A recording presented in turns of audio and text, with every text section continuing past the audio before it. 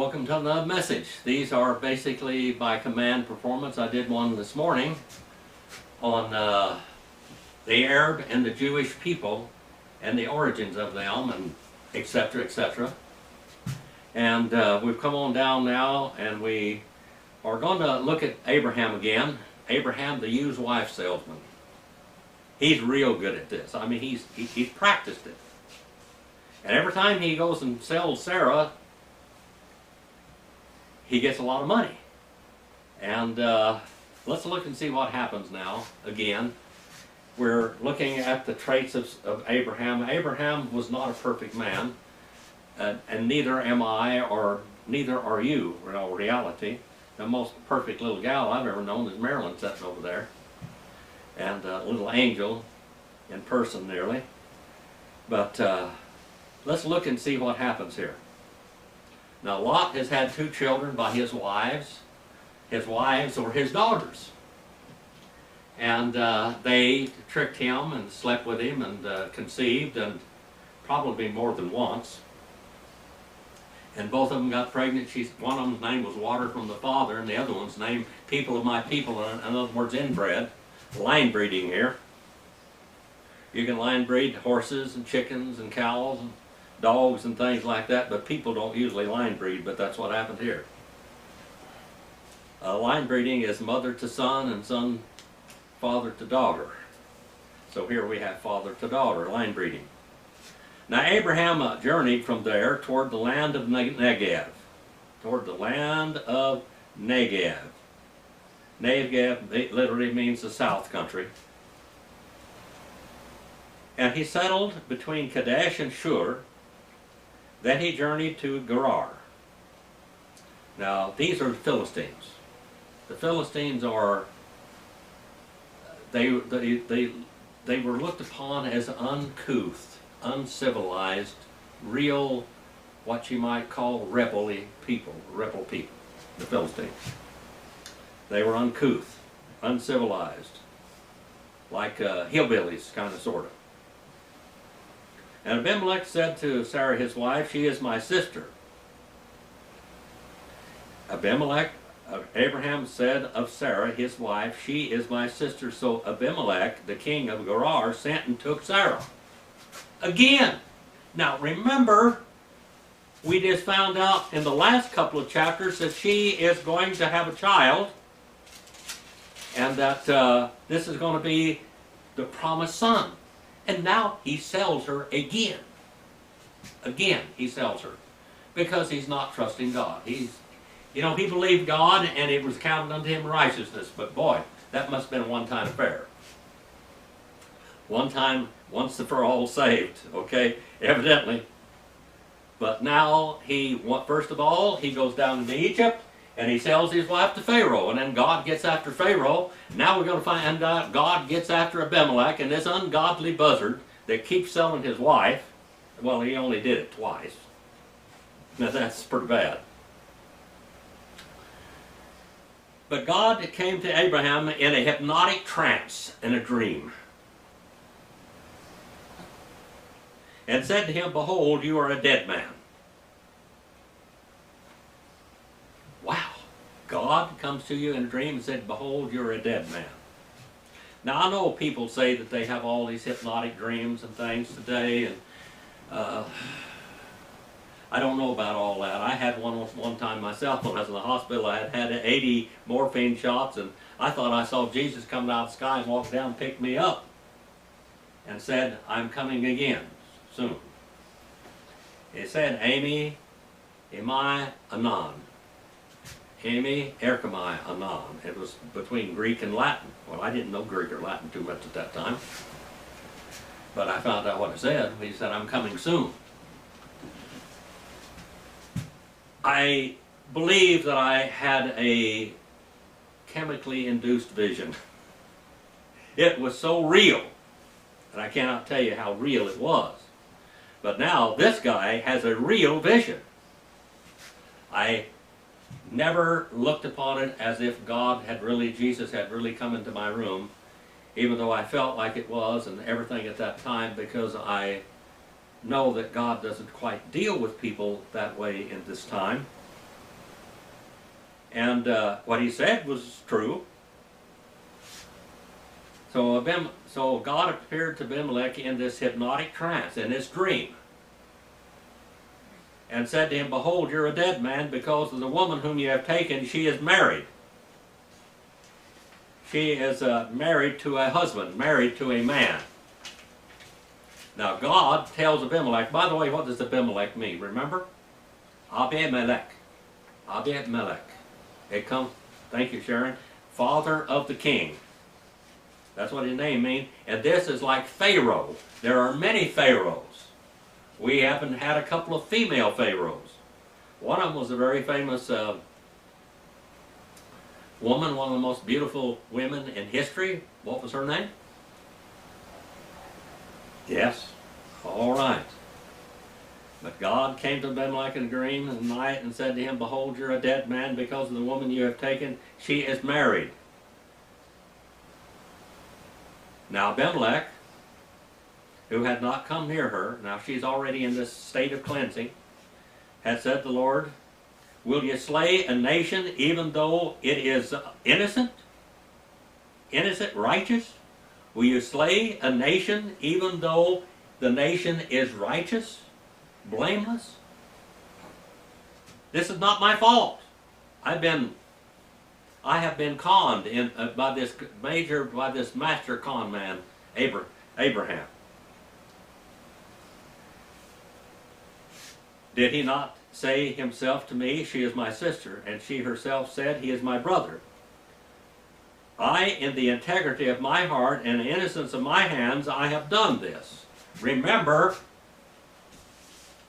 Pharaoh was so taken with the beauty of Sarah that he gave Abraham, or Abram at that time, he gave him a fortune. He made him a wealthy man. Not only that, but he gave him his daughter. Hagar was Pharaoh's daughter, and he gave to him as a political marriage. Instead of marrying her at that time, he gave her to his wife as a slave. A princess turned into a slave. Now you look at this stuff, these are real happenings, it's what really happened. But you know, look at ourselves today. Look at our country today. Did he not say himself, "She is my sister," and she herself said, "He's my brother"? And I, with the integrity and righteousness of my heart, I have done nothing wrong. Then God said to him in a dream, again a hypnotic trance, hypnose. "Yes, I know that in the integrity of your heart you have done this, and I also kept you from sinning against me, therefore I did not let you touch her. Now therefore, restore the man's wife, for he is a prophet." Boy, you know, God uses broken, fragile vessels, doesn't he, sometimes? This guy is a con man. He sold his wife 2 times, and he knows it's sin against God. He was supposed to remain in Canaan, and he went down to Egypt, which is the type of the world. He trusted in the world rather than in God. And his sons are going to go down there for 400 years. They're going to be in slavery, but they're going to come out rich again. Now he goes, and God tells him that he's going to have a son, that Sarah's going to conceive, and he risks all of this because he's afraid. He's afraid. God said, "I'm your God. I'll be with you. Your seed are going to be like the stars of heaven." How in the world could he have any children by the promise of God if he died or was killed? So Abimelech arose early in the morning and called all his servants. Now listen back up here in verse number 7. "Now therefore restore this man's wife, for he is a prophet, and he will pray for you." I think Abimelech needed to pray for Abraham. They might have some faith.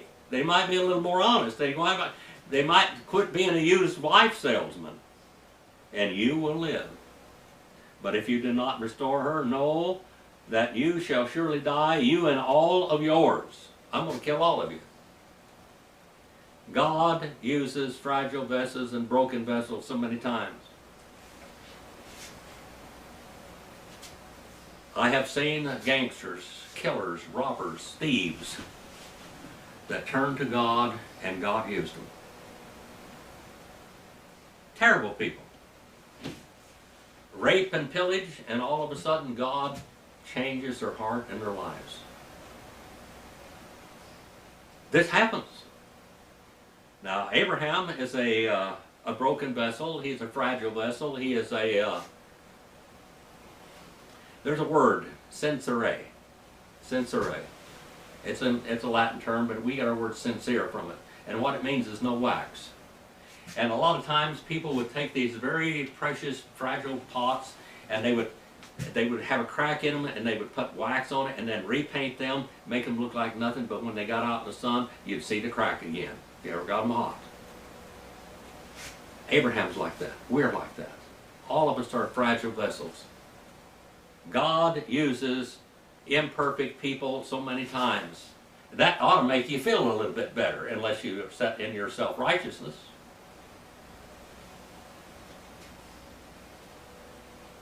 Abimelech rose early in the morning, called all his servants, and told all the things in their hearing, and the men were greatly frightened, because God spoke to him. And Abimelech called Abraham, and he said to him, "What have you done to this? What have you done to us? What have you done? What are you doing here? What have you done to us?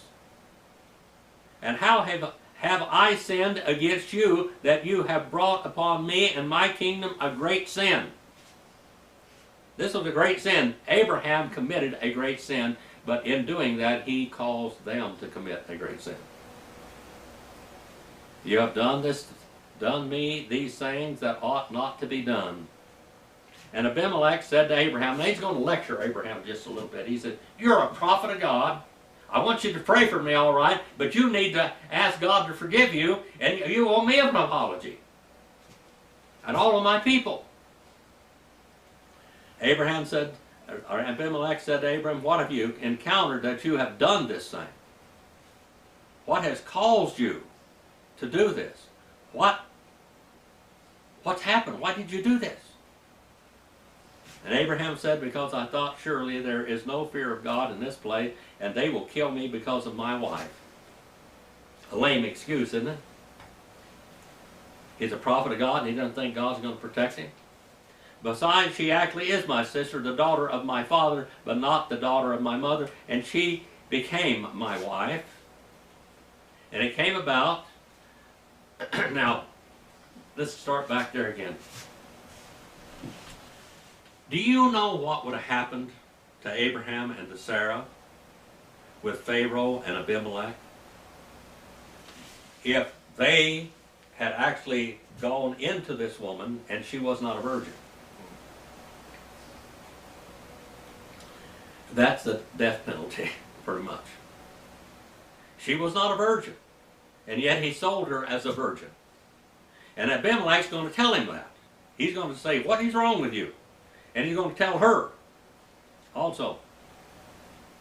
"And it came about when God caused me to wander from my father's house, that I said to her, This is the kindness which you will show to me everywhere you go. You say of me, He is my brother." And Abimelech has a story to tell now, some words to say. "And Abimelech took sheep and oxen and male and female servants and gave them to Abraham, and restored his wife to Sarah to him." Now, he had already given him a dowry for her. Already he did. But now he's going to give him more. "And Abimelech said, Behold, my land is before you. Settle it wherever you please. Just go. Wherever you go, that's yours." And to Sarah he said, "Behold, I have given your brother 1,000 pieces of silver. Behold, it is in your vindication before all who are with you, before all men. You are cleared." Why? Because she dressed herself as a virgin and not a married woman. She lied with her very appearance. She lied with her very appearance. "Now go out and buy yourself some clothes and put a veil on." That's what he told her.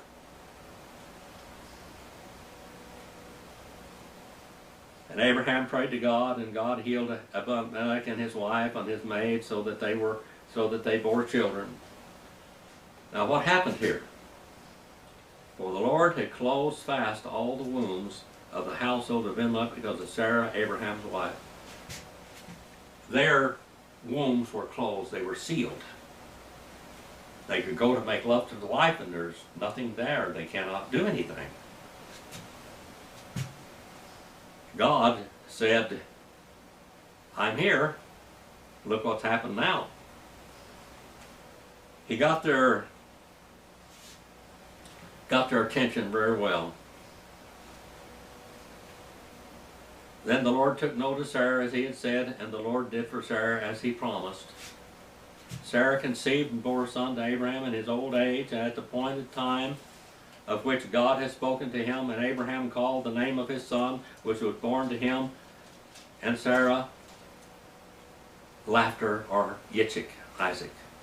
Then Abraham circumcised his son Isaac when he was 8 days old, and as God had commanded him. Now Abraham was 100 years old when his son Isaac was born. And then, not very far on down the line, Sarah gets mad again. Sarah means what? Contentious, ornery. Here she goes. She's a force to be dealt with, I can tell you that much. And Sarah said, God has made laughter for me. Everyone who hears will laugh with me. Word will have pleasure with me. God has caused me to have pleasure. And she said, who would have said to Abraham that Sarah would nurse a child? Yet I have borne him a son in his old age. God promised it, didn't it? He did. And the child grew and was weaned. And Abraham made a great feast on the day that Isaac was weaned. Okay, now, how old do you think he was when he was weaned? How old do you think Isaac was when he was weaned? How much, Sharon? 5 or 6. Well, actually, you go back and you find out that a boy or a girl, if they were royal, sometimes they were nursed until they were 10, 15 years old. Because they had little vitamins, and they would hire a nursemaid many times. But it says here that Sarah was actually nursing him herself. But they had nursemaids. You know, the pharaohs, when they buried them, a lot of times they buried their nursemaids with them, their wet nurses with them. They actually nursed somebody. Now, we know that Rebecca, when she came out of the land where she was, where her father was, her mother was, and Haran, that when she came and she actually married Isaac, she was still nursing her nursemaid. She probably wasn't over 10 years old or so. She was still nursing. So now, Isaac is probably 10 to 12 years old. Now he's going to be broken. He's going to be nursed. Now he's going to be weaned. And the child grew and was weaned, and Abraham made a great feast on the day that Isaac was weaned. Now Sarah saw the son of Hagar, the Egyptian, whom she had borne to Abraham, mocking. Now, many of the Jewish commentators said that he was about 13 years old. Isaac was at that time. Of course, Ishmael is older. Now, there's something here that some of the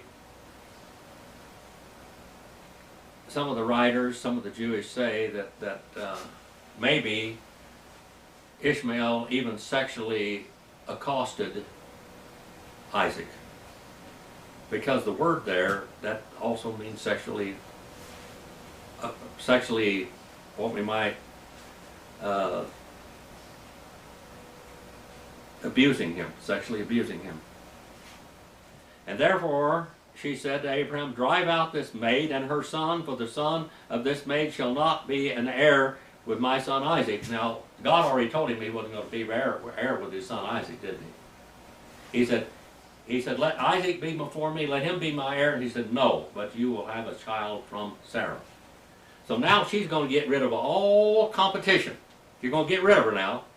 She didn't like her before, and she likes her a whole lot less now, and she's mad at this boy. Drive out this maid and her son.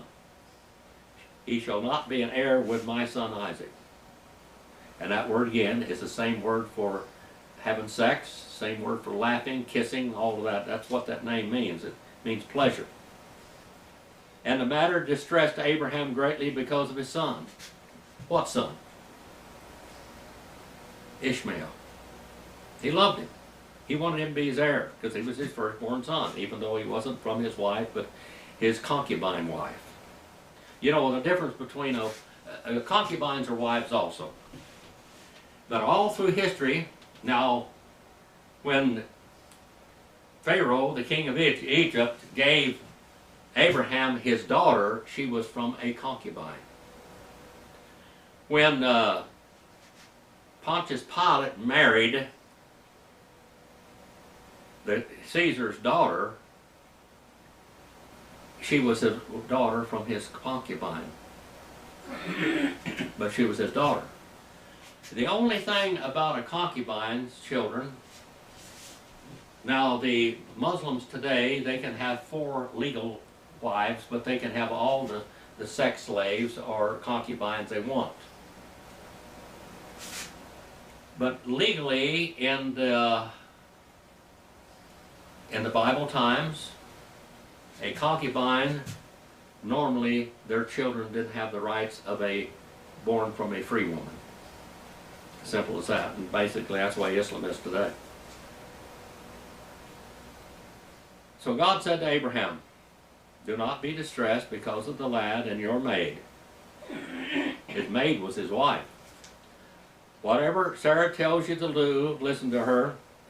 For though Isaac your descendant shall be named, through Isaac your descendants through the line of Shem. Now through Ishmael, now we know that not all Arabs come from Ishmael, but they claim that's where they come from. And Islam today claims that the child that Abraham offered to God was not Isaac but Ishmael. And he offered him in Mecca and not in Jerusalem, where Jerusalem was, Jebus, up there on Mount Moriah. Now, first of all, for one thing, Mecca historically and geographically and archaeologically did not exist like they say it did at that time, in Abraham's time. Abraham never went down there, period, either. But that's what they say. And the son of the maid I shall make a nation also, because he is your descendant. I'm going to make him your fleshly descendant, but he's not going to be your spiritual descendant. Even though you've raised him in the fear and admonition of the Lord, he's going to go the other way. And he's going to have 12 sons, so there are going to be 12 princes, 12 different kings, but they're going to go the wrong way. The difference between the Arab people and the Jewish people, or the Israelites, or the sons of Abraham, the covenanted sons of Abraham, is that Abraham's God is not the God of Islam, and not the God that any of these people, they had many gods. The God of heaven, that was Abraham's God, sent forth his son, made of a woman, made under the law, that he might redeem all of those that were under the curse of the law. Muhammad's God is a vicious God, a hateful God in so many ways, even though they've got many names for him, but that he wants everybody to go to hell. He creates people to go to hell. The God of heaven doesn't do that. A Muslim today, if you don't die in jihad, you go to hell first. Do you work your way out of there, and Muhammad gets you out of there as your, what we might call, advocate. If you die in jihad, you have 72 virgin wives, and you take 72 of your people, your relatives, into paradise with you, if you die in jihad or die in killing yourself for Islam. That's why so many of them go and load their backpacks up with dynamite or whatever explosives, and they kill themselves because they think they're going to go right into paradise with 72 virgins, and they're going to be a savior, a go-between, an advocate for 72 of their family. So Abraham rose early in the morning, took bread and a skin of water, a water bottle, literally, made out of leather, and gave them to Hagar, and putting them on her shoulder, and gave her the boy, and sent her away, and she departed and wandered about in the wilderness of Beersheba. The well of Sheba. That's what Beersheba means, the well of Sheba.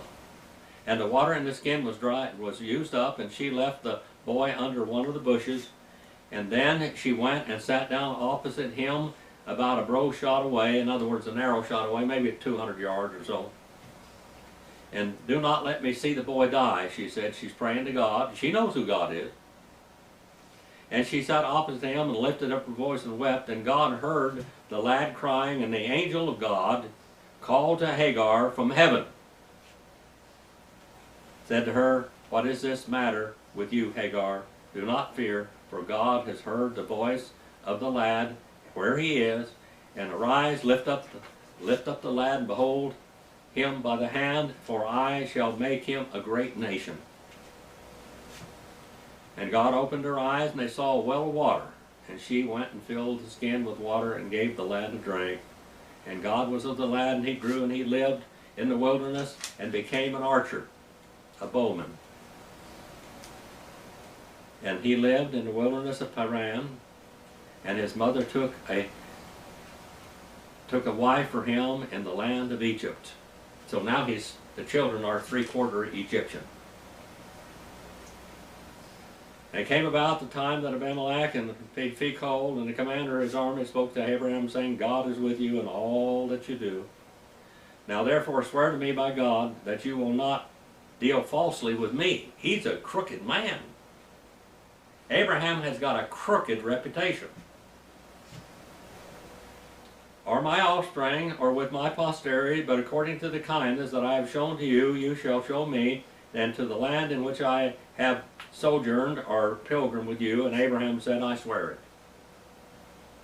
And Abraham complained to Abimelech because of the well of water which the servants of Abimelech had seized. And Abimelech said, "I know who has done this thing, neither did you tell me, nor did I hear it until this day."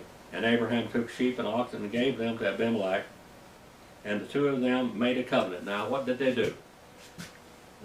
As God made a covenant with Abraham, now he's going to make a covenant with Abimelech. He's going to take and he's going to put 2 long tablecloths on the ground, 2 long blankets on the ground. He's going to kill and cook these animals and put half of them on each side, and they're going to sit there and they're going to commune with each other until they eat up all the food. All the food.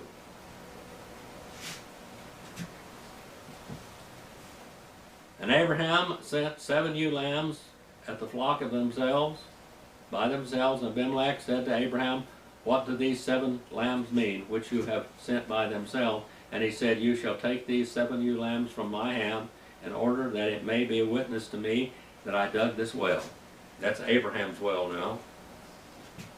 And therefore he called the place Beersheba, the well of Sheba, because there are 2 of them.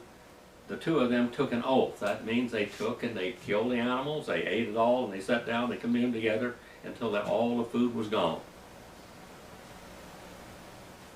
So they made a covenant at Beersheba, and Abimelech and Phicol and the commander of his army arose and returned to the land of the Philistines. Remember what Philistines mean? Uncouth, uncivilized. And Abraham planted a tamarisk tree in Beersheba. There he called the name of the Lord, the everlasting God, the eternal God. And Abraham sojourned in the land of the Philistines for many days. And that's where we're going to quit for this message right there.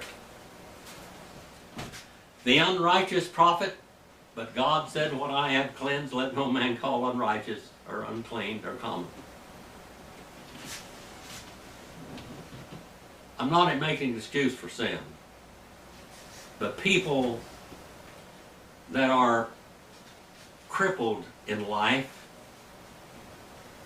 emotionally, sometimes morally in every way, God uses them to carry out his plans, as he did Abraham. Abraham, the used wife salesman, Abraham, the dishonest con man. But God used him, didn't he? And here, the Muslims call him their father, even though they do it what they might call unjustly or wrongly, because they don't believe in the same God of Abraham. They did later on, you know, they invented a God called Allah. Allah was one of the 365 gods in what they call the Kabbalah, or the Kaaba, that is. They don't have the same God that the Jews have today. The Jews, their God sent them a Messiah that was like unto them, as Moses said in Galatians 4:4. In the fullness of time, God sent forth his Son, made of a woman, made under the law, that he might redeem all those under the curse of the law. And yet Islam says there is no God but Allah. He has no companion. He has no son. And Muhammad is his prophet, his messenger. They don't have the promises that God's children do. Because here, when they crucified the Messiah, when they called for his death, Pontius Pilate tried to let him go 5 times and they wouldn't have it. Because of that, Israel was dispersed in Ezekiel 36:16 through 19. But God's not finished with them. The church didn't replace forever Israel.